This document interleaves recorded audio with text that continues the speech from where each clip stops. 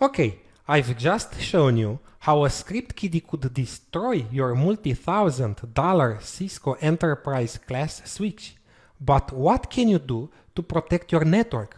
One way to avoid the dreaded CDP flood attack is to disable CDP on the entire switch. Let's do it.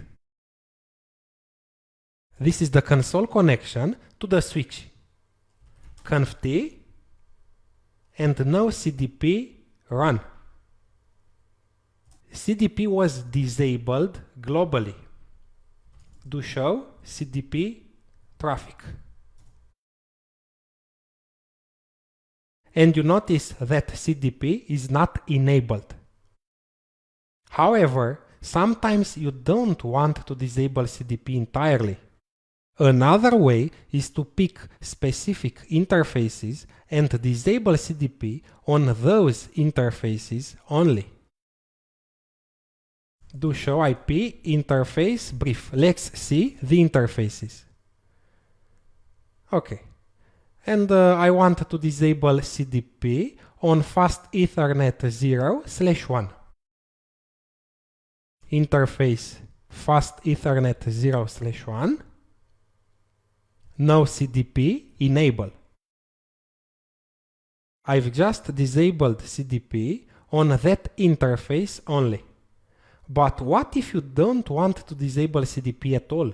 In fact, it's a useful protocol, that's why it exists and is enabled by default on Cisco devices. Another more viable option is to enable port security on the switch.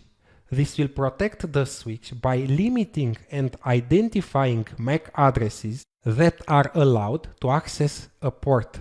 If a port is configured as a secure port and the maximum number of secure MAC addresses is reached, when a new MAC address is attempting to access the port, a security violation occurs. And by default, that security violation means shut down the port. You will not only protect the switch against this attack and many others, but you'll also find out where the attack was launched from. And of course, the switch continues to work as expected. We could have an entire discussion on port security, but it's not the topic of this lecture. Okay, let's launch the CDP DOS attack again. I'm going back to Yersinia, launch attack, flooding CDP table, and OK. The attack is running. Let's check the switch CPU utilization again. I'm executing the same show process CPU command.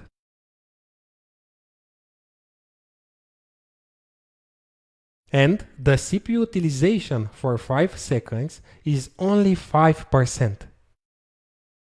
When CDP was running, it was 99%, so it's a big difference.